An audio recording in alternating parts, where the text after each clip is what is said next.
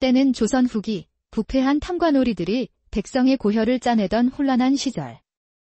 한양의 어느 번화한 마을 한복판에 꾀죄죄한 사내 하나가 나타나자 온 마을이 발칵 뒤집혔습니다. 며칠은 좋게 굶은 듯 비틀거리는 걸음, 감지 않아 떡이 진 머리카락, 그리고 입고 있는 옷에서는 시궁창보다 지독한 악취가 풍겨나왔습니다. 이보게, 저게 대체 무슨 냄새인가? 코가 썩을 것 같네. 저런. 까마귀가 형님이라 부르고 가겠구만. 저 행색 좀 보게. 마을 사람들이 코를 막고 수군대는 동안 사내는 무심한 표정으로 골목길을 걸었습니다. 그의 얼굴에는 검은 때가 꼬질꼬질 흘러내리고 있었습니다. 바로 그 마을에는 유별난 결벽증을 가진 윤서하라는 아씨가 살고 있었습니다. 그녀는 자신의 집안은 물론 눈에 보이는 모든 것이 정갈해야만 직성이 풀리는 성미였습니다. 하여 늘 부지런히 마을을 청소하고 더러운 거지를 보면 집에 데려가 씻겨 보내기까지 했습니다. 마을 사람들은 깨끗해서 좋으면서도 그녀의 유난스러움에 혀를 내둘렀죠. 저런 걸뱅이를 보면 서아 아씨가 가만두지 않을 텐데. 씻기는 대닷새는 걸리지 않겠나? 형님, 저 냄새를 맡아보면 닷새로는 어림도 없다는 걸 알 거요. 내 생각엔 열흘은 좋게 걸릴걸. 그럼 우리 내기라도 해볼까? 점심으로 호박 부침개는 어떤가? 좋지. 마침 저 사내가 이쪽으로 오는구먼? 두 사내의 내기를 아는지 모르는지 남루한 차림의 사내는 그들에게 다가와 물었습니다. 실례하오. 하룻밤 묵어갈 곳을 찾고 있어. 주막에서는 방이 없다 하여. 이 길로 쭉 가시면 끝에 큰 기와집이 하나 있지요. 그곳에 사는 아씨라면 필시 방과 먹을 것을 내어줄 것이오. 진정 그리 마음씨 고운 분이 있단 말이오. 사내는 작은 감동을 받은 얼굴로 두 사내가 알려준 서화의 집으로 향했습니다. 그가 지나갈 때마다 동네 사람들은 내기를 시작하며 웅성거렸습니다. 마침내 커다란 기와집 앞에 도착한 사내는 헛기침을 한 번 하고는 문을 두드렸습니다. 이리 오너라. 니시오. 무슨 일로 오셨는가? 지나가는 나그네인데 이곳에 오면 잠자리를 내어준다고 하여 왔소만. 아이고, 이제는 손님을 받지 않으신다고 했는데 어찌 될 일이 사람을 보내는지 모르겠구려. 돌쇠야, 밖에 무슨 소란이냐? 아씨, 어떤 나그네께서 하룻밤 묵을 곳이 필요하다 하십니다. 어서 안으로 모시지 않고 무엇하느냐? 돌쇠의 안내를 받아 사내가 사랑채로 향하는 순간 서화는 코를 찌르는 악취에 숨을 멈췄습니다. 돌쇠야, 손님을 별채로 안내하거라. 아니다. 먼저 목간통에 물부터 데우거라. 서화는 지금껏 맡아본 적 없는 지독한 냄새에 정신이 아득해져 허둥지둥 말을 쏟아냈습니다. 그리고 저분의 옷은 당장 동구 밖에서 태워버리거라. 아니다. 저분을 바로 집으로 들이면 아니 된다. 몸에 이가 얼마나 많겠느냐. 아씨, 진정하시지요. 제가 손님을 모시고 나가 옷을 갈아입힌 뒤 다시 오겠습니다. 서화는 코를 막은 채 고개만 겨우 끄덕였습니다. 사내는 그런 그녀를 보며 의아한 표정을 지었습니다. 내가 어떻다고 다들 일이 호들갑인 것이오. 선비님께서는 우리 아씨가 어떤 분인지 모르고 오신 게로군요. 일단 아씨의 허락 없이는 이 동네를 빠져나가지 못하실 겁니다. 내 두 다리가 멀쩡한데 못 갈 곳이 어디란 말이오. 곧 알게 되실 겁니다. 돌쇠 역시 사내에게서 풍기는 고약한 냄새에 숨쉬기조차 힘들어하며 그를 마을 밖 추수가 끝난 빈 논으로 데려갔습니다. 여기서 그 옷을 벗고 이 옷으로 갈아입으시지요. 뭐라? 이런 허벌판에서 옷을 벗으라니. 내 행색은 이래도 양반이오. 그리 못하겠소. 정 그러시면 이대로 도망치십시오. 저도 선비님을 우리 아씨 손에 맡기는 것이 죄짓는 것 같아 마음이 좋지 않습니다. 아니, 그 아씨가 나를 어찌하기에 그리 걱정하는 것이오. 아이고, 말도 마십시오. 겪어보지 않은 사람은 모릅니다. 허나 아씨에게 한번 길들여지면 그 뒤부터는 편해지긴 합니다. 사내는 초겨울 찬바람 속에서 옷을 벗어야 한다는 사실에 자존심이 상했지만 며칠째 굶주리고 노숙한 지금 자존심보다는 당장의 추위와 허기가 더 절실했습니다. 에이, 나도 모르겠다. 배고프고 춥고 졸리니 내가 정말 거지가 다 되었구나. 깊은 한숨과 함께 그가 옷을 벗기 시작하자 묵은 먼지가 풀썩 날리고 악취가 더욱 심하게 풍겨나왔습니다. 으악! 이게 무슨 냄새야? 돌쇠는 멀찍이 도망가 코를 막았습니다. 사내는 그런 돌쇠를 보며 중얼거렸습니다. 왜 저리 호들갑인 것이냐? 나한테서 무슨 냄새가 난다고. 그렇게 말하며 무심코 자신의 겨드랑이에 코를 댄 사내는 순간 헛구역질을 하고 말았습니다. 컵. 내 방탕했던 세월의 흔적이 이리도 지독하구나. 이제 그만 본업으로 돌아갈 때가 된 것인가? 사내가 낡은 옷을 벗고 돌쇠가 준 새 옷을 입으려 할 때 옷을 벗은 그의 당당한 체구를 본 돌쇠가 감탄하며 외쳤습니다. 선비님. 아이고야, 정말 대단하시구먼요. 나도 그런 것 한번 가져봤으면 소원이 없겠네. 사내는 돌쇠의 칭찬에 어깨를 으쓱하며 허리를 폈습니다. 한편 서화의 집에서는 큰 소동이 벌어지고 있었습니다. 서화는 마치 큰 행사를 치르듯 여종들에게 쉴 새 없이 지시하며 사내를 맞을 준비를 하고 있었습니다. 그때 대문이 열리고 돌쇠 뒤로 보이는 사내의 모습에 모두가 하던 일을 멈추고 멍하니 그를 쳐다보았습니다. 저 물로는 택도 없겠구나. 무엇들 하느냐? 어서 물을 더 길어오지 않고. 그 소리에 하인들은 정신없이 서둘렀고 서화의 유모이자 집안의 어른인 향이가 그녀에게 다가왔습니다. 아씨, 제가 지금껏 아씨가 시키는 대로 다 했지만 이번 일은 좀 과하십니다. 어멈, 어찌 그리 곤란한 표정인 것이야? 곤란하지 않게 생겼습니까? 저 사내의 몸집을 보셨어요? 아이고, 곰인 줄 알았구먼요. 저 덩치를 사람 만들려면 목간통에 며칠은 때를 불려야 할 텐데 저 코딱지만 한 목간통에는 엉덩이만 겨우 들어가겠습니다. 그리 작으면 내 목간통을 쓰면 되지 않느냐?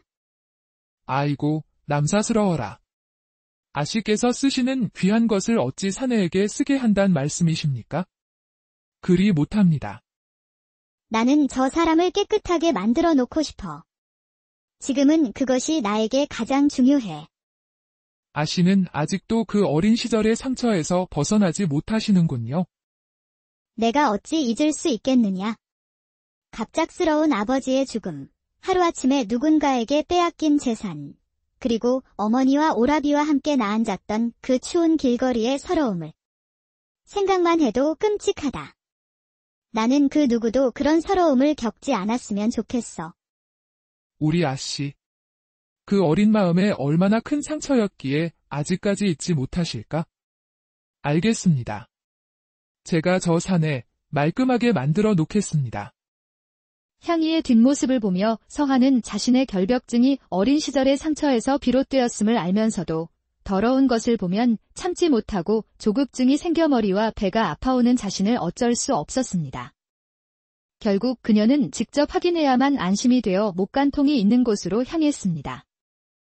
어멈, 선비는 반항하지 않고 잘 따르고 있는 것이냐? 말도 마십시오. 여기가 제 집인 것처럼 아주 잘 적응하고 있구먼요. 배가 고프다 하여 목욕 후에 드린다고 해도 며칠을 굶었다 하여 음식을 먼저 드렸더니 잡수시고는 목간통에서 세상 모르고 잠들어 있습니다. 다행이구나. 누가 들어가서 때를 밀어주고 있느냐? 돌쇠하고 칠섭이 둘이 들어갔지요. 그때 목간통 안에서 두 머슴의 대화 소리가 들려왔습니다. 형님은 이 정도는 아니네요. 무슨 소리를 하는 것이야? 한번 보여줘봐 너리네 반푼어치도 안 되는 것이. 칠섭이는 마음이 상했는지 투덜거리며 사내의 때를 밀고 있었습니다. 이것이 무슨 소리인 것이야? 아이고, 아씨는 몰라도 되십니다. 나중에 다 알게 되실 겁니다. 향이는 아씨가 두머슴의 대화 뜻을 알면 기겁할까 싶어 황급히 말을 돌렸습니다. 아이고야, 때가 국수 가락처럼 나오네. 돌쇠야, 이거 모아서 국수 한 사발 말아줄. 네. 형님도 참, 더럽게. 그때 국수 소리에 잠이 깼는지 사내가 눈을 뜨고 말했습니다. 나도 국수 죽어라. 너희들만 먹는 것이냐? 아이고, 선비님. 그렇게 드시고도 또 배가 고프신가요? 내 놈도 며칠 굶어보거라. 배가 고파 너희들이라도 잡아먹을 판이다. 선비님, 저희는 맛이 없습니다. 어서 목욕 마치시고 막걸리 한잔 하시고 주무시지요. 오, 그거 참 좋은 생각이구나. 그나저나 이 목욕은 언제 끝나는 것이냐? 이거 보십시오. 때가 밀어도 끝이 없습니다. 1년 묵은 때가 하루아침에 다 밀리겠습니까? 이제 됐다. 그만하거라. 난 어서 나가 막걸리를 마셔야겠다. 안 됩니다. 우리 아씨께서 때 있는 꼴을 못 보십니다. 그것은 아씨 사정이고. 헌데 옷이 바지밖에 없는 것이냐?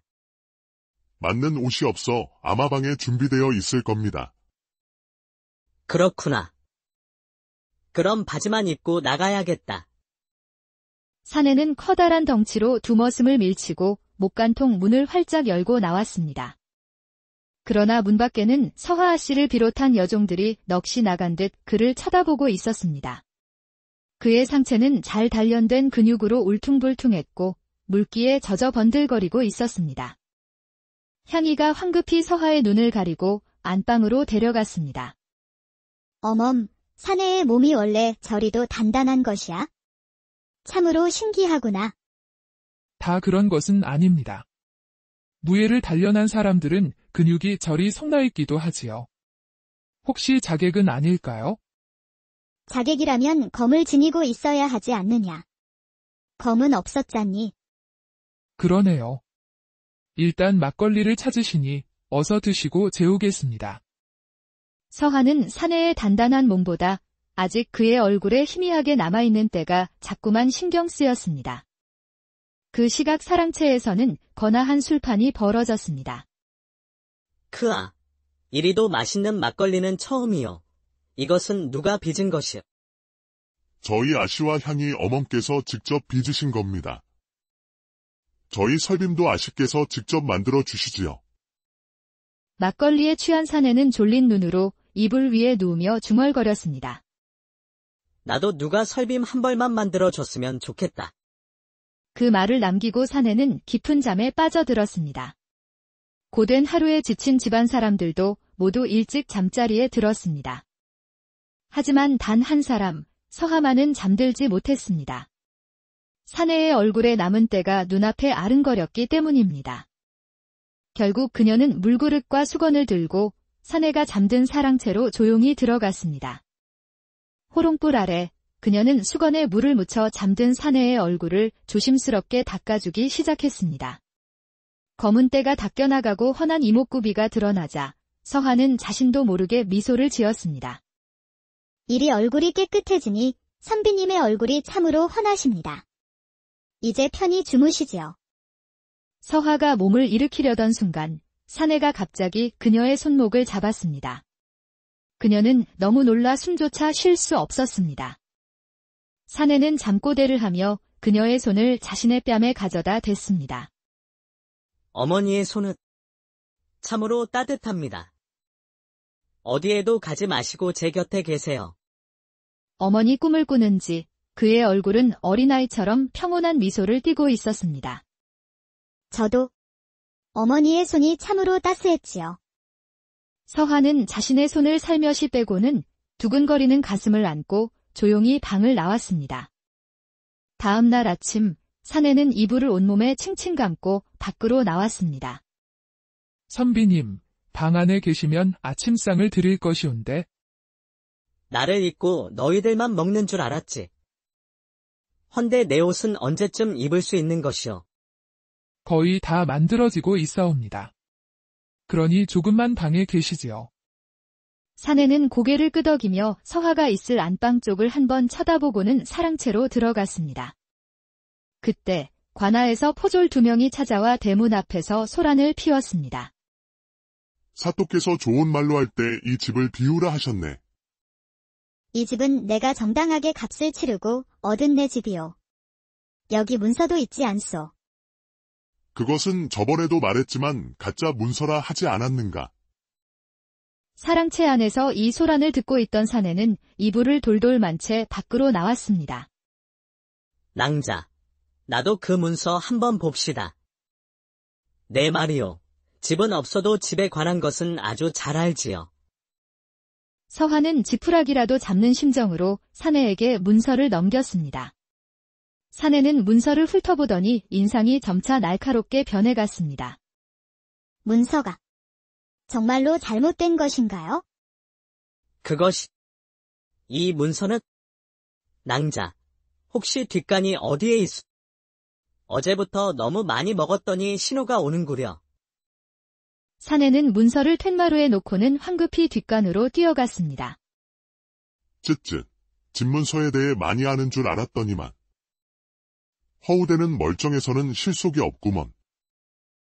이제 보름 남았으니 험한 꼴 당하기 전에 어서 이사할 집이나 알아보시오. 포졸들은 진심으로 서화를 걱정하는 듯한 말을 남기고 돌아갔습니다. 잠시 후 뒷간에서 나온 사내는 얼굴이 한결 편안해 보였습니다. 낭자, 포졸들이 벌써 간 것이오. 네, 갔지요. 서화는 실망한 표정을 감추지 못했습니다. 사내는 그런 그녀를 내려다보며 결심한 듯 말했습니다. 내가 찾던 사람을 찾은 것 같소. 당분간 이곳에서 신세를 좀 져야겠습니다. 사실 그의 본명은 박우진. 그는 부모님의 집을 빼앗아간 사기꾼을 찾고 있었습니다. 고향에 돌아왔을 때 부모님은 산골의 초라한 초가집에서 힘겹게 살고 계셨습니다. 아버지는 아들인 우진이 과거 시험에 낙방하여 방황하고 있다는 거짓 소문을 퍼뜨린 사기꾼에게 속아 아들을 합격시켜주겠다는 말에 집문서에 도장을 찍고 만 것이었습니다. 곧 모든 것을 제자리로 돌려놓겠습니다. 복수를 다짐한 우진은 다시 마을로 돌아왔습니다. 서화의 집을 빼앗으려는 수법이 자신의 집을 빼앗긴 수법과 너무나 흡사했기 때문입니다. 그는 이 집에 머물며 사도의 움직임을 감시하기로 마음먹었습니다. 사실 그는 과거 시험에 장원 급제한 인재로 임금의 명을 받고 탐관오리를 적발하는 암행어사로 비밀리에 활동 중이었습니다. 낭자, 내 옷은 언제 만들어 주는 것이오? 안방으로 오시지요. 이불을 두른 채 안방으로 들어간 우진은 방 안에 가득한 은은한 향기와 모든 것이 정갈하게 정돈된 모습에 감탄했습니다. 아무리 여인의 방이라지만 어찌 방에서 이리 좋은 향기가 날 수 있습니까? 허나 너무 정갈하여 편안해 보이지는 않는군요. 제 방이니 저만 편안하면 되는 것 아니겠습니까? 훗날 서방님이 생기시면 어찌하시려고요? 각방을 쓰실 생각은 아니시지? 서방님이라는 말에 서화의 얼굴이 붉어졌습니다. 옷이나 입어보시지요. 우진이 옷을 입자 마치 맞춘 듯이 꼭 맞았습니다. 아니, 이리도 옷이 잘 맞을 수가. 선비님은 돌아가신 저의 아버지를 많이 닮으셨습니다. 몸도 얼굴도요. 그녀의 목소리에는 아버지를 그리워하는 슬픔이 묻어 있었습니다. 낭자께는 기댈 수 있는 사람이 필요한 듯 보입니다. 우진은 의미심장한 말을 남기고 방을 나섰고 서화는 그가 있던 자리를 걸레로 닦으며 그의 말을 곱씹었습니다. 한편 관아에서는 사또가 애월당 기생 홍련의 교태에 정신을 못 차리고 있었습니다. 사또, 보름 후에는 정말 서화의 집이 제 것이 되는 것인가요? 물론이지. 내 너를 위해서라면 무슨 짓인들 못하겠느냐. 저는 양반댁 아씨들이 너무나도 싫습니다. 똑같이 태어났는데 어찌하여 그들의 삶은 이리도 아름답고 사랑스럽습니까? 저도 서하처럼 한번 살아보고 싶습니다. 오냐, 내 너의 소원을 다 들어주마. 그 대신 약조를 잊지는 않았겠지. 그 집을 너에게 주면 내 아이를 낳아주겠다는 약조 말이다. 어머, 사또도 참, 저도 약조는 꼭 지키는 여인이랍니다. 홍련은 사도의 품에 안기며 간드러지게 웃었습니다. 그녀는 더 이상 천한 기생으로 살고 싶지 않았고 늙었지만 부유한 사또는 그녀에게 좋은 발판이었습니다. 그날 밤 사랑채에 누운 우진은 쉽게 잠들지 못했습니다. 어젯밤 자신의 얼굴을 닦아주던 서하의 부드러운 손길과 그녀에게서 나던 달콤한 향기를 잊을 수가 없었기 때문입니다. 어젯밤 낭자의 손길을 잊을 수가 없구려. 그 밤 낭자의 향기가 너무 달콤하여 잠에서 깬 후에도 잊히지가 않는구나. 그는 자신도 모르는 사이 서하를 마음에 담게 되었습니다. 우진은 조사를 통해 이 마을에서 부당하게 재산을 몰수당한 사건들 뒤에는 항상 기생 홍련이 있다는 공통점을 발견했습니다. 마침내 홍련이 역적 잔당들을 모아 조정을 위협하는 비밀 조직 적견의 수장임이 밝혀졌습니다. 홍련을 체포하기 하루 전날 서하는 식솔들의 설빔을 맞추기 위해 향이와 함께 저작거리의 포목점으로 갔습니다. 향이가 옷감을 고르는 동안 서하는 저작거리를 구경하다 한 신발 가게 앞에서 멈췄습니다. 그녀는 자신의 꽃신이 아닌 우진에게 어울릴 법한 가죽신을 보고 있었습니다. 그녀는 자신의 손뼉으로 우진의 발 크기를 재어왔던 터라 망설임 없이 신을 샀습니다. 이것으로 주시오. 내 손으로 딱 두 뼘이니 잘 맞을 것 같군. 우진의 신을 사서 기분 좋게 길모퉁이를 돌아가는 순간 갑자기 나타난 사내들에게 보자기로 덮어 씌워져 어디론가 끌려갔습니다.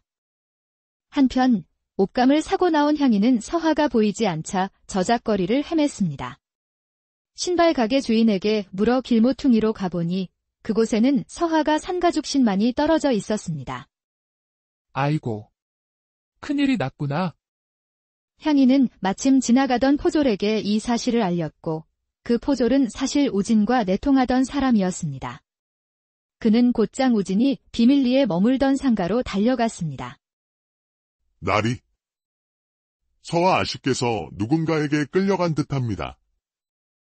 그 소리에 우진의 얼굴은 사색이 되었습니다. 그는 곧장 길모퉁이로 달려갔고 그곳에 떨어진 신발을 보자 분노로 타올랐습니다. 즉시 의금부 도사께 이 사실을 알리고 애월당으로 군사를 보내달라 전하라. 난 먼저 가 있겠다. 우진은 바람처럼 애월당으로 달려가 담을 넘어 잠입했습니다. 그때 홍련은 거울 앞에서 화장을 고치며 미소 짓고 있었습니다. 그녀는 서하를 구하러 올 사람을 기다리고 있었습니다. 난 양반 아씨들이 너무 싫어. 내 삶은 이리도 지저분한데 어찌하여 너희들의 삶은 그리도 아름답고 사랑스러운 것이야. 너무 불공평하잖아. 그때 밖에서 우진의 목소리가 들렸습니다. 내 놈들은 누구냐? 홍련을 부르거라. 내가 단판을 지으러 왔다. 올 것이 왔다는 듯 홍련은 피식 웃으며 밖으로 나섰습니다. 아니, 거름뱅이 선비님이셨군요. 정말 대단하십니다. 서하 아씨의 몸에 작은 상처라도 생겼다면 넌 오늘 죽은 목숨이다. 호호, 질투가 나는군요. 어디 한번 상처를 내봐야겠습니다. 당신이 어떻게 변하는지 보고 싶으니. 참으로 불쌍하구나. 사랑해주는 서방과 가정을 꾸려야 할 여인이 그 꿈을 이루지 못하고 이리 괴물이 되었으니. 뭐라. 내 놈의 그 혓바닥이 나를 자극하는구나. 다들 나오너라. 홍련의 말에 사방에서 복면을 쓴 자객들이 나타났습니다. 맨손인 우진은 꼼짝없이 죽은 목숨처럼 보였습니다. 하지만 우진의 눈빛은 날카롭게 빛났고 그는 맨손으로 자객 하나를 제압하고 칼을 빼앗아 마치 야생의 호랑이처럼 그들의 공격을 막아냈습니다. 그 모습에 홍련은 자신도 모르게 넋을 잃고 바라보다 자객들의 형편없는 실력에 초조해져 서하를 끌고 나왔습니다. 우진, 이것을 보시오. 홍련은 서화의 얼굴에 날카로운 은장도를 들이댔습니다. 우진은 그 자리에 멈춰 섰습니다. 나리가 내 앞에 무릎을 꿇고 나의 사내가 되어준다면 이 여자는 살려주겠소? 그리하겠소. 그러니 서화 낭자는 절대 건드리지 마시오. 무엇들 하느냐? 어서 저 사내를 묶어 내 앞에 무릎 꿇려라. 우진이 묶여 무릎을 꿇자 서화의 커다란 눈에서 닭똥 같은 눈물이 뚝뚝 떨어졌습니다. 아니 되옵니다. 그러지 마셔요. 난 괜찮소. 그러니 나를 위해 아무것도 하지 마시오. 홍련이 은장도를 놓고 서화를 놓아주던 바로 그 순간 우진은 날렵하게 그녀의 다리를 걸어 넘어뜨렸습니다. 동시에 숨어있던 자객이 우진의 팔을 칼로 내리쳤습니다. 붉은 피가 흘렀지만 그 덕에 그를 결박했던 밧줄이 풀렸습니다. 자유로운 몸이 된 우진은 서화를 자신의 등 뒤로 숨기고 다시 칼을 휘둘렀습니다. 얼마나 시간이 지났을까 우진의 몸은 만신창이가 되었고 서화가 만들어준 옷은 피로 붉게 물들었습니다. 그때 한 자객이 기습적으로 서화에게 칼을 날렸고 우진은 몸을 돌려 그녀를 품에 안았습니다. 칼은 우진의 등을 깊게 베었습니다. 우진은 서화를 안은 채 쓰러지고 말았습니다. 모든 것이 끝났다고 생각한 홍련은 쓰러진 우진을 보고 분노에 차 그를 쓰러뜨린 자객의 뺨을 때렸습니다. 내가 언제 죽이라고 명했더냐? 이나리가 죽기라도 하면 내 놈의 목숨도 내놓아야 할 것이다. 바로 그때 쉭 하는 소리와 함께 화살이 날아와 자객의 등에 박혔습니다. 의금부 도사가 이끄는 군사들이 애월당 지붕에서 화살을 퍼붓고 있었습니다. 순식간에 애월당은 제압되었고 홍련도 결국 잡히고 말았습니다. 허나 우진의 상태는 최악이었습니다.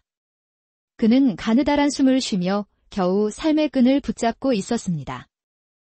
서화의 안방에서 그녀는 피 묻은 이불도 아랑곳하지 않고 우진을 돌보고 있었습니다. 이제 그녀에게 중요한 것은 사랑하는 사람이 옆에서 함께 숨 쉬는 것, 그것뿐이었습니다. 용하다는 의원들이 오갔지만 모두들 고개를 저으며 돌아갔습니다. 서화는 억장이 무너지는 듯 괴로웠습니다. 아씨, 지금은 기적만이 선비님을 살릴 수 있을 것 같구먼요. 이럴수록 아씨께서 무너지시면 아니 되옵니다. 아씨의 기운을 선비님께서 받으실 것이 아니어요. 그래, 내가 나약해지면 아니 되지. 서화는 우진의 손을 꼭 붙잡고 속삭였습니다. 선비님, 제 목소리가 들리시나요? 저 여기 있어요. 그러니 제 목소리를 듣고 제게로 돌아오셔요. 기다리고 있겠습니다. 그녀는 주문을 외우듯 반복하다 그의 곁에서 지쳐 잠이 들었습니다. 잠시 후 우진의 손가락이 살며시 움직였습니다. 이 손이 나를 살렸구나. 이 감촉은 서화 낭자의 손. 우진의 의식은 돌아왔지만 온몸이 마비된 듯 눈을 뜰 수는 없었습니다. 그때 잠에서 깬 서화가 다시 속삭였습니다. 선비님, 힘을 내세요. 제 목소리 들리시죠? 이건 비밀인데요. 저작거리에서 선비님께 드릴 신을 샀답니다. 어서 일어나 그 신을 신고 저와 함께 걷지 않으시렵니까? 그 말에 기적처럼 우진의 눈꺼풀이 파르르 떨리며 천천히 떠졌습니다. 그 후 우진은 서화의 극진한 간호 덕에 건강을 회복했고 자신의 신분을 밝혔습니다. 그는 부모님의 집을 되찾았고 서화의 집을 노리던 탐관오리 사또와 홍련을 비롯한 역적 무리를 모두 처단했습니다. 모든 것이 제자리를 찾은 어느 봄날, 우진은 서화의 손을 잡고 그녀에게 고백했습니다. 낭자의 결벽증은 이제 제가 평생 치유해 주겠소. 저와 혼인하여 제 곁에 머물러 주시오. 서화는 눈물을 글썽이며 고개를 끄덕였습니다. 지독한 악취로 시작된 인연은 서로의 상처를 보듬는 때는 조선 후기 부패한 탐관오리들이 백성의 고혈을 짜내던 혼란한 시절. 한양의 어느 번화한 마을 한복판에 꾀죄죄한 사내 하나가 나타나자 온 마을이 발칵 뒤집혔습니다. 며칠은 좋기 굶은 듯 비틀거리는 걸음, 감지 않아 떡이 진 머리카락, 그리고 입고 있는 옷에서는 시궁창보다 지독한 악취가 풍겨나왔습니다. 이보게, 저게 대체 무슨 냄새인가? 코가 썩을 것 같네. 저런. 까마귀가 형님이라 부르고 가겠구만. 저 행색 좀 보게. 마을 사람들이 코를 막고 수군대는 동안 사내는 무심한 표정으로 골목길을 걸었습니다. 그의 얼굴에는 검은 때가 꼬질꼬질 흘러내리고 있었습니다. 바로 그 마을에는 유별난 결벽증을 가진 윤서하라는 아씨가 살고 있었습니다. 그녀는 자신의 집안은 물론 눈에 보이는 모든 것이 정갈해야만 직성이 풀리는 성미였습니다. 하여 늘 부지런히 마을을 청소하고 더러운 거지를 보면 집에 데려가 씻겨 보내기까지 했습니다. 마을 사람들은 깨끗해서 좋으면서도 그녀의 유난스러움에 혀를 내둘렀죠. 저런 걸뱅이를 보면 서아 아씨가 가만두지 않을 텐데. 씻기는 대닷새는 걸리지 않겠나? 형님, 저 냄새를 맡아보면 닷새로는 어림도 없다는 걸 알 거요. 내 생각엔 열흘은 좋게 걸릴걸. 그럼 우리 내기라도 해볼까? 점심으로 호박 부침개는 어떤가? 좋지. 마침 저 사내가 이쪽으로 오는구먼?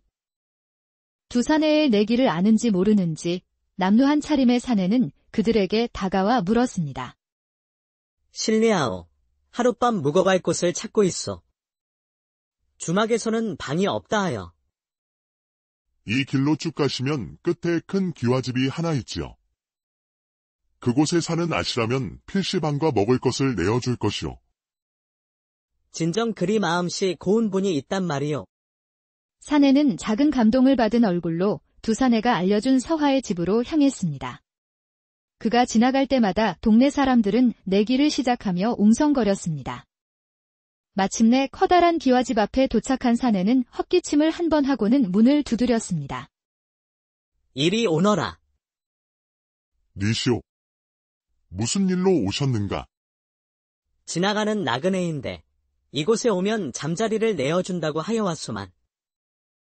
아이고, 이제는 손님을 받지 않으신다고 했는데 어찌 될 일이 사람을 보내는지 모르겠구려. 돌쇠야, 밖에 무슨 소란이냐? 아씨, 어떤 나그네께서 하룻밤 묵을 곳이 필요하다 하십니다. 어서 안으로 모시지 않고 무엇하느냐? 돌쇠의 안내를 받아 사내가 사랑채로 향하는 순간 서화는 코를 찌르는 악취에 숨을 멈췄습니다. 돌쇠야, 손님을 별채로 안내하거라. 아니다. 먼저 목간통에 물부터 데우거라. 서화는 지금껏 맡아본 적 없는 지독한 냄새에 정신이 아득해져 허둥지둥 말을 쏟아냈습니다. 그리고 저분의 옷은 당장 동구 밖에서 태워버리거라. 아니다. 저분을 바로 집으로 들이면 아니 된다. 몸에 이가 얼마나 많겠느냐? 아씨, 진정하시지요. 제가 손님을 모시고 나가 옷을 갈아입힌 뒤 다시 오겠습니다. 서화는 코를 막은 채 고개만 겨우 끄덕였습니다. 사내는 그런 그녀를 보며 의아한 표정을 지었습니다. 내가 어떻다고 다들 일이 호들갑인 것이오. 선비님께서는 우리 아씨가 어떤 분인지 모르고 오신 게로군요. 일단 아씨의 허락 없이는 이 동네를 빠져나가지 못하실 겁니다. 내 두 다리가 멀쩡한데 못 갈 곳이 어디란 말이오. 곧 알게 되실 겁니다. 돌쇠 역시 사내에게서 풍기는 고약한 냄새에 숨쉬기조차 힘들어하며 그를 마을 밖 추수가 끝난 빈 논으로 데려갔습니다. 여기서 그 옷을 벗고 이 옷으로 갈아입으시지요. 뭐라? 이런 허벌판에서 옷을 벗으라니. 내 행색은 이래도 양반이오. 그리 못하겠소. 정 그러시면 이대로 도망치십시오. 저도 선비님을 우리 아씨 손에 맡기는 것이 죄짓는 것 같아 마음이 좋지 않습니다. 아니, 그 아씨가 나를 어찌하기에 그리 걱정하는 것이오. 아이고, 말도 마십시오. 겪어보지 않은 사람은 모릅니다. 허나 아씨에게 한번 길들여지면 그 뒤부터는 편해지긴 합니다. 사내는 초겨울 찬바람 속에서 옷을 벗어야 한다는 사실에 자존심이 상했지만 며칠째 굶주리고 노숙한 지금 자존심보다는 당장의 추위와 허기가 더 절실했습니다. 에이, 나도 모르겠다. 배고프고 춥고 졸리니 내가 정말 거지가 다 되었구나. 깊은 한숨과 함께 그가 옷을 벗기 시작하자 묵은 먼지가 풀썩 날리고 악취가 더욱 심하게 풍겨나왔습니다. 으악. 이게 무슨 냄새야? 돌쇠는 멀찍이 도망가 코를 막았습니다. 사내는 그런 돌쇠를 보며 중얼거렸습니다. 왜 저리 호들갑인 것이냐? 나한테서 무슨 냄새가 난다고. 그렇게 말하며 무심코 자신의 겨드랑이에 코를 댄 사내는 순간 헛구역질을 하고 말았습니다. 컵. 내 방탕했던 세월의 흔적이 이리도 지독하구나. 이제 그만 본업으로 돌아갈 때가 된 것인가? 사내가 낡은 옷을 벗고 돌쇠가 준 새 옷을 입으려 할 때 옷을 벗은 그의 당당한 체구를 본 돌쇠가 감탄하며 외쳤습니다. 선비님. 아이고야, 정말 대단하시구먼요. 나도 그런 것 한번 가져봤으면 소원이 없겠네. 사내는 돌쇠의 칭찬에 어깨를 으쓱하며 허리를 폈습니다. 한편 서화의 집에서는 큰 소동이 벌어지고 있었습니다. 서화는 마치 큰 행사를 치르듯 여종들에게 쉴 새 없이 지시하며 사내를 맞을 준비를 하고 있었습니다. 그때 대문이 열리고 돌쇠 뒤로 보이는 사내의 모습에 모두가 하던 일을 멈추고 멍하니 그를 쳐다보았습니다. 저 물로는 택도 없겠구나. 무엇들 하느냐? 어서 물을 더 길어오지 않고. 그 소리에 하인들은 정신없이 서둘렀고 서화의 유모이자 집안의 어른인 향이가 그녀에게 다가왔습니다. 아씨, 제가 지금껏 아씨가 시키는 대로 다 했지만 이번 일은 좀 과하십니다. 어멈, 어찌 그리 곤란한 표정인 것이야? 곤란하지 않게 생겼습니까? 저 사내의 몸집을 보셨어요? 아이고, 곰인 줄 알았구먼요. 저 덩치를 사람 만들려면 목간통에 며칠은 때를 불려야 할 텐데 저 코딱지만 한 목간통에는 엉덩이만 겨우 들어가겠습니다. 그리 작으면 내 목간통을 쓰면 되지 않느냐? 아이고, 남사스러워라. 아씨께서 쓰시는 귀한 것을 어찌 사내에게 쓰게 한단 말씀이십니까? 그리 못합니다. 나는 저 사람을 깨끗하게 만들어 놓고 싶어. 지금은 그것이 나에게 가장 중요해. 아씨는 아직도 그 어린 시절의 상처에서 벗어나지 못하시는군요. 내가 어찌 잊을 수 있겠느냐? 갑작스러운 아버지의 죽음, 하루아침에 누군가에게 빼앗긴 재산, 그리고 어머니와 오라비와 함께 나앉았던 그 추운 길거리의 서러움을. 생각만 해도 끔찍하다. 나는 그 누구도 그런 서러움을 겪지 않았으면 좋겠어. 우리 아씨. 그 어린 마음에 얼마나 큰 상처였기에 아직까지 잊지 못하실까? 알겠습니다. 제가 저 사내 말끔하게 만들어 놓겠습니다. 향이의 뒷모습을 보며 서화는 자신의 결벽증이 어린 시절의 상처에서 비롯되었음을 알면서도 더러운 것을 보면 참지 못하고 조급증이 생겨 머리와 배가 아파오는 자신을 어쩔 수 없었습니다. 결국 그녀는 직접 확인해야만 안심이 되어 목간통이 있는 곳으로 향했습니다. 어멈, 선비는 반항하지 않고 잘 따르고 있는 것이냐? 말도 마십시오. 여기가 제 집인 것처럼 아주 잘 적응하고 있구먼요. 배가 고프다 하여 목욕 후에 드린다고 해도 며칠을 굶었다 하여 음식을 먼저 드렸더니 잡수시고는 목간통에서 세상 모르고 잠들어 있습니다. 다행이구나. 누가 들어가서 때를 밀어주고 있느냐? 돌쇠하고 칠섭이 둘이 들어갔지요. 그때 목간통 안에서 두 머슴의 대화 소리가 들려왔습니다. 형님은 이 정도는 아니네요. 무슨 소리를 하는 것이야? 한번 보여줘봐. 너리네 반푼어치도 안 되는 것이. 칠섭이는 마음이 상했는지 투덜거리며 사내의 떼를 밀고 있었습니다. 이것이 무슨 소리인 것이야? 아이고, 아씨는 몰라도 되십니다. 나중에 다 알게 되실 겁니다. 향이는 아씨가 두 머슴의 대화 뜻을 알면 기겁할까 싶어 황급히 말을 돌렸습니다. 아이고야, 때가 국수 가락처럼 나오네. 돌쇠야, 이거 모아서 국수 한 사발 말아줄. 네. 형님도 참, 더럽게. 그때 국수 소리에 잠이 깼는지 사내가 눈을 뜨고 말했습니다. 나도 국수 죽어라. 너희들만 먹는 것이냐? 아이고, 선비님. 그렇게 드시고도 또 배가 고프신가요? 내 놈도 며칠 굶어보거라. 배가 고파 너희들이라도 잡아먹을 판이다. 선비님, 저희는 맛이 없습니다. 어서 목욕 마치시고 막걸리 한잔 하시고 주무시지요. 오, 그거 참 좋은 생각이구나. 그나저나 이 목욕은 언제 끝나는 것이냐? 이거 보십시오. 때가 밀어도 끝이 없습니다. 1년 묵은 때가 하루아침에 다 밀리겠습니까? 이제 됐다. 그만하거라. 난 어서 나가 막걸리를 마셔야겠다. 안 됩니다. 우리 아씨께서 때 있는 꼴을 못 보십니다. 그것은 아씨 사정이고. 헌데 옷이 바지밖에 없는 것이냐? 맞는 옷이 없어 아마방에 준비되어 있을 겁니다. 그렇구나. 그럼 바지만 입고 나가야겠다. 사내는 커다란 덩치로 두머슴을 밀치고 목간통 문을 활짝 열고 나왔습니다. 그러나 문 밖에는 서하아 씨를 비롯한 여종들이 넋이 나간 듯 그를 쳐다보고 있었습니다. 그의 상체는 잘 단련된 근육으로 울퉁불퉁했고 물기에 젖어 번들거리고 있었습니다. 향이가 황급히 서하의 눈을 가리고 안방으로 데려갔습니다. 어멈, 사내의 몸이 원래 저리도 단단한 것이야? 참으로 신기하구나. 다 그런 것은 아닙니다. 무예를 단련한 사람들은 근육이 저리 성나있기도 하지요.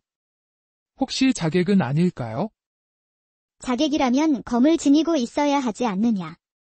검은 없었잖니. 그러네요. 일단 막걸리를 찾으시니 어서 드시고 재우겠습니다. 서하는 사내의 단단한 몸보다 아직 그의 얼굴에 희미하게 남아있는 때가 자꾸만 신경 쓰였습니다. 그 시각 사랑채에서는 거나한 술판이 벌어졌습니다. 크아, 이리도 맛있는 막걸리는 처음이요. 이것은 누가 빚은 것이요? 저희 아씨와 향이 어멈께서 직접 빚으신 겁니다. 저희 설빔도 아씨께서 직접 만들어 주시지요. 막걸리에 취한 사내는 졸린 눈으로 이불 위에 누우며 중얼거렸습니다. 나도 누가 설빔 한 벌만 만들어줬으면 좋겠다. 그 말을 남기고 사내는 깊은 잠에 빠져들었습니다. 고된 하루에 지친 집안 사람들도 모두 일찍 잠자리에 들었습니다. 하지만 단 한 사람, 서하만은 잠들지 못했습니다. 사내의 얼굴에 남은 때가 눈앞에 아른거렸기 때문입니다. 결국 그녀는 물그릇과 수건을 들고 사내가 잠든 사랑채로 조용히 들어갔습니다. 호롱불 아래 그녀는 수건에 물을 묻혀 잠든 사내의 얼굴을 조심스럽게 닦아주기 시작했습니다. 검은 때가 닦여나가고 헌한 이목구비가 드러나자 서하는 자신도 모르게 미소를 지었습니다. 이리 얼굴이 깨끗해지니 선비님의 얼굴이 참으로 환하십니다. 이제 편히 주무시지요. 서하가 몸을 일으키려던 순간 사내가 갑자기 그녀의 손목을 잡았습니다. 그녀는 너무 놀라 숨조차 쉴 수 없었습니다. 사내는 잠꼬대를 하며 그녀의 손을 자신의 뺨에 가져다 댔습니다. 어머니의 손은 참으로 따뜻합니다. 어디에도 가지 마시고 제 곁에 계세요. 어머니 꿈을 꾸는지 그의 얼굴은 어린아이처럼 평온한 미소를 띠고 있었습니다. 저도 어머니의 손이 참으로 따스했지요. 서하는 자신의 손을 살며시 빼고는 두근거리는 가슴을 안고 조용히 방을 나왔습니다. 다음 날 아침 사내는 이불을 온몸에 칭칭 감고 밖으로 나왔습니다. 선비님, 방 안에 계시면 아침상을 드릴 것이온데. 나를 잊고 너희들만 먹는 줄 알았지.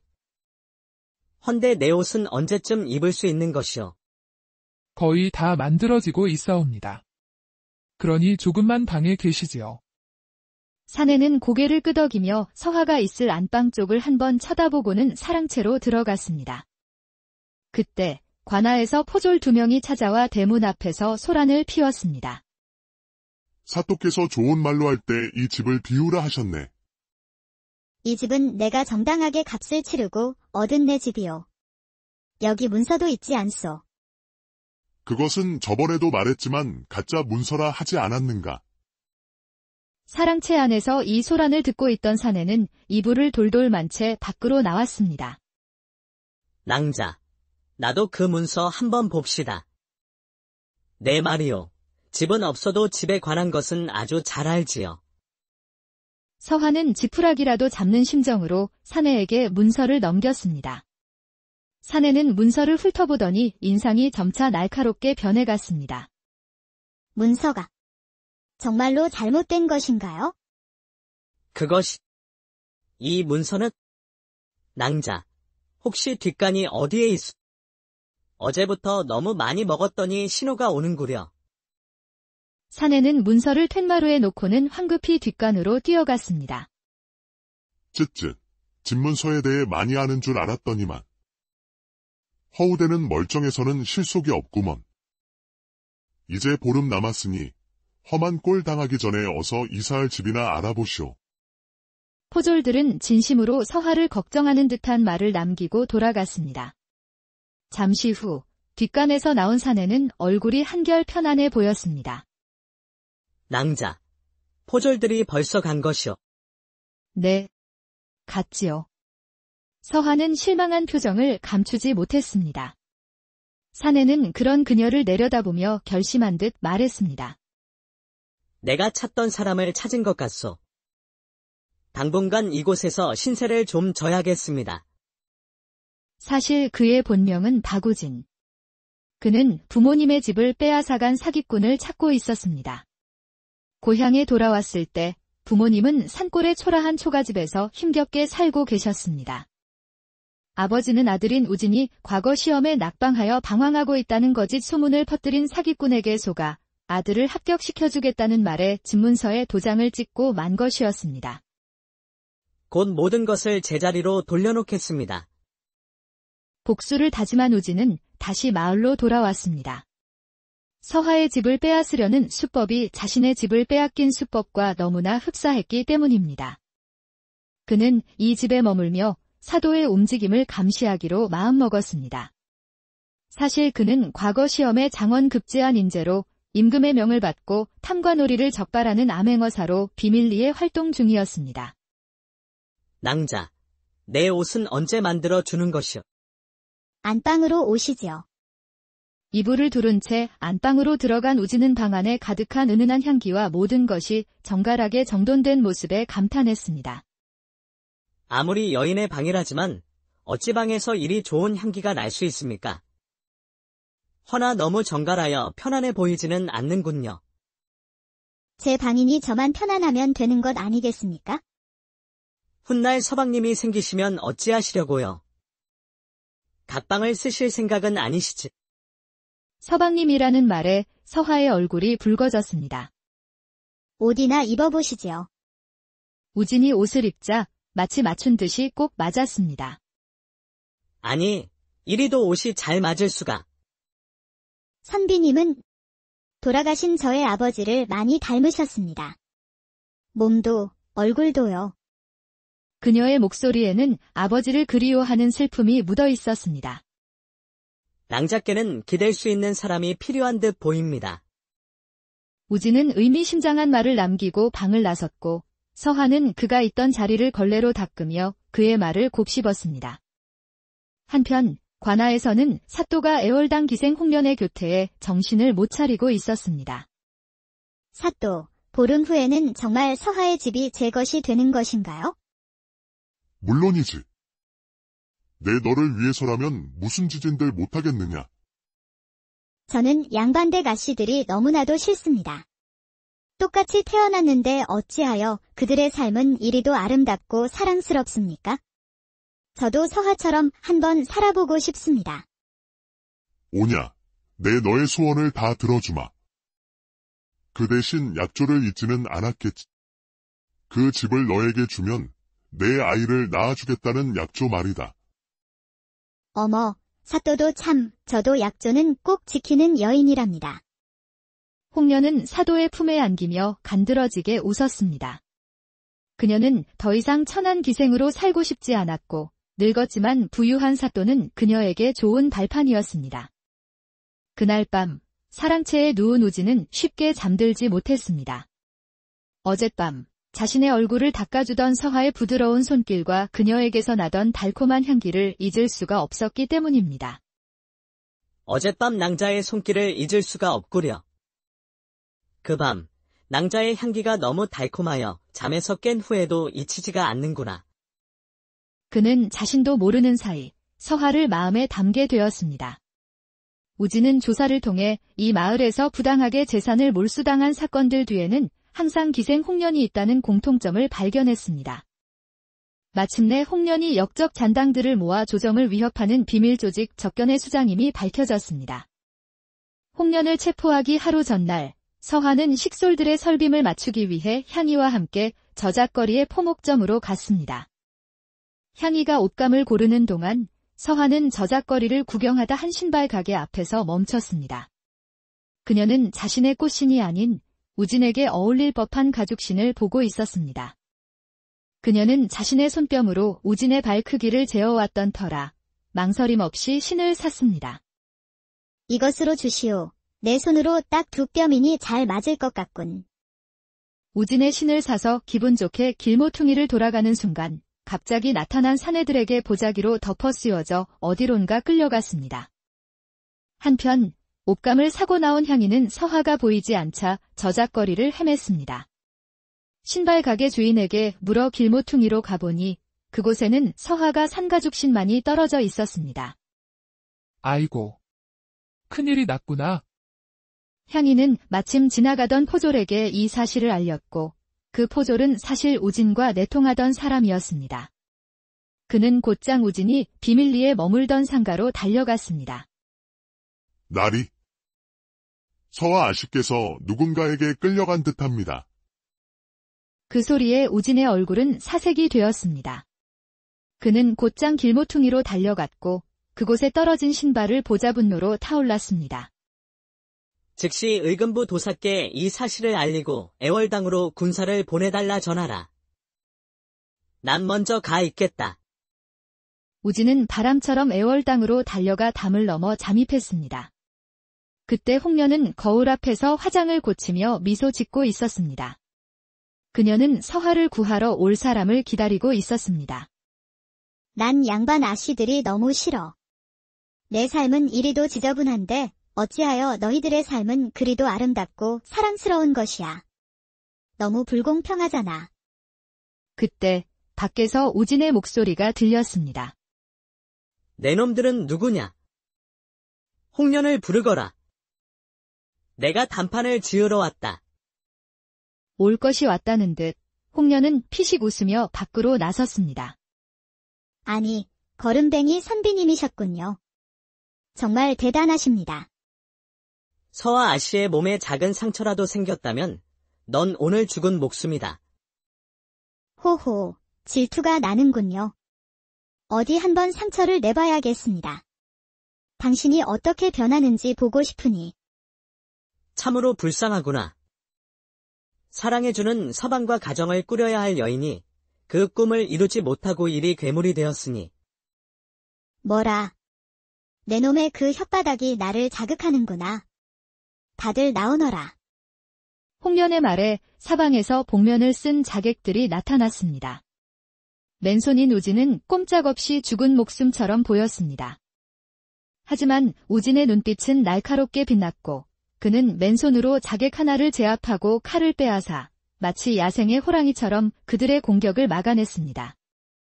그 모습에 홍련은 자신도 모르게 넋을 잃고 바라보다 자객들의 형편없는 실력에 초조해져 서하를 끌고 나왔습니다. 우진, 이것을 보시오. 홍련은 서하의 얼굴에 날카로운 은장도를 들이댔습니다. 우진은 그 자리에 멈춰 섰습니다. 나리가 내 앞에 무릎을 꿇고 나의 사내가 되어준다면 이 여자는 살려주겠소? 그리하겠소. 그러니 서화 낭자는 절대 건드리지 마시오. 무엇들 하느냐. 어서 저 사내를 묶어 내 앞에 무릎 꿇려라. 우진이 묶여 무릎을 꿇자 서화의 커다란 눈에서 닭똥 같은 눈물이 뚝뚝 떨어졌습니다. 아니 되옵니다. 그러지 마셔요. 난 괜찮소. 그러니 나를 위해 아무것도 하지 마시오. 홍련이 은장도를 놓고 서화를 놓아주던 바로 그 순간 우진은 날렵하게 그녀의 다리를 걸어 넘어뜨렸습니다. 동시에 숨어있던 자객이 우진의 팔을 칼로 내리쳤습니다. 붉은 피가 흘렀지만 그 덕에 그를 결박했던 밧줄이 풀렸습니다. 자유로운 몸이 된 우진은 서화를 자신의 등 뒤로 숨기고 다시 칼을 휘둘렀습니다. 얼마나 시간이 지났을까 우진의 몸은 만신창이가 되었고 서화가 만들어준 옷은 피로 붉게 물들었습니다. 그때 한 자객이 기습적으로 서화에게 칼을 날렸고 우진은 몸을 돌려 그녀를 품에 안았습니다. 칼은 우진의 등을 깊게 베었습니다. 우진은 서화를 안은 채 쓰러지고 말았습니다. 모든 것이 끝났다고 생각한 홍련은 쓰러진 우진을 보고 분노에 차 그를 쓰러뜨린 자객의 뺨을 때렸습니다. 내가 언제 죽이라고 명했더냐. 이나리가 죽기라도 하면 내 놈의 목숨도 내놓아야 할 것이다. 바로 그때 쉭 하는 소리와 함께 화살이 날아와 자객의 등에 박혔습니다. 의금부 도사가 이끄는 군사들이 애월당 지붕에서 화살을 퍼붓고 있었습니다. 순식간에 애월당은 제압되었고 홍련도 결국 잡히고 말았습니다. 허나 우진의 상태는 최악이었습니다. 그는 가느다란 숨을 쉬며 겨우 삶의 끈을 붙잡고 있었습니다. 서화의 안방에서 그녀는 피 묻은 이불도 아랑곳하지 않고 우진을 돌보고 있었습니다. 이제 그녀에게 중요한 것은 사랑하는 사람이 옆에서 함께 숨 쉬는 것, 그것뿐이었습니다. 용하다는 의원들이 오갔지만 모두들 고개를 저으며 돌아갔습니다. 서화는 억장이 무너지는 듯 괴로웠습니다. 아씨, 지금은 기적만이 선비님을 살릴 수 있을 것 같구먼요. 이럴수록 아씨께서 무너지시면 아니 되옵니다. 아씨의 기운을 선비님께서 받으실 것이 아니어요. 그래, 내가 나약해지면 아니 되지. 서화는 우진의 손을 꼭 붙잡고 속삭였습니다. 선비님, 제 목소리가 들리시나요? 저 여기 있어요. 그러니 제 목소리를 듣고 제게로 돌아오셔요. 기다리고 있겠습니다. 그녀는 주문을 외우듯 반복하다 그의 곁에서 지쳐 잠이 들었습니다. 잠시 후 우진의 손가락이 살며시 움직였습니다. 이 손이 나를 살렸구나. 이 감촉은 서화 낭자의 손. 우진의 의식은 돌아왔지만 온몸이 마비된 듯 눈을 뜰 수는 없었습니다. 그때 잠에서 깬 서화가 다시 속삭였습니다. 선비님, 힘을 내세요. 제 목소리 들리시죠? 이건 비밀인데요. 저작거리에서 선비님께 드릴 신을 샀답니다. 어서 일어나 그 신을 신고 저와 함께 걷지 않으시렵니까? 그 말에 기적처럼 우진의 눈꺼풀이 파르르 떨리며 천천히 떠졌습니다. 그 후 우진은 서화의 극진한 간호 덕에 건강을 회복했고 자신의 신분을 밝혔습니다. 그는 부모님의 집을 되찾았고 서화의 집을 노리던 탐관오리 사또와 홍련을 비롯한 역적 무리를 모두 처단했습니다.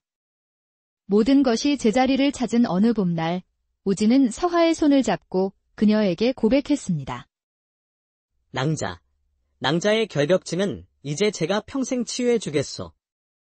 저와 혼인하여 제 곁에 머물러 주시오. 서화는 눈물을 글썽이며 고개를 끄덕였습니다. 지독한 악취로 시작된 인연은 서로의 상처를 보듬는 때는 조선 후기 부패한 탐관오리들이 백성의 고혈을 짜내던 혼란한 시절. 한양의 어느 번화한 마을 한복판에 꾀죄죄한 사내 하나가 나타나자 온 마을이 발칵 뒤집혔습니다. 며칠은 좋게 굶은 듯 비틀거리는 걸음, 감지 않아 떡이 진 머리카락, 그리고 입고 있는 옷에서는 시궁창보다 지독한 악취가 풍겨나왔습니다. 이보게, 저게 대체 무슨 냄새인가? 코가 썩을 것 같네. 저런. 까마귀가 형님이라 부르고 가겠구만. 저 행색 좀 보게. 마을 사람들이 코를 막고 수군대는 동안 사내는 무심한 표정으로 골목길을 걸었습니다. 그의 얼굴에는 검은 때가 꼬질꼬질 흘러내리고 있었습니다. 바로 그 마을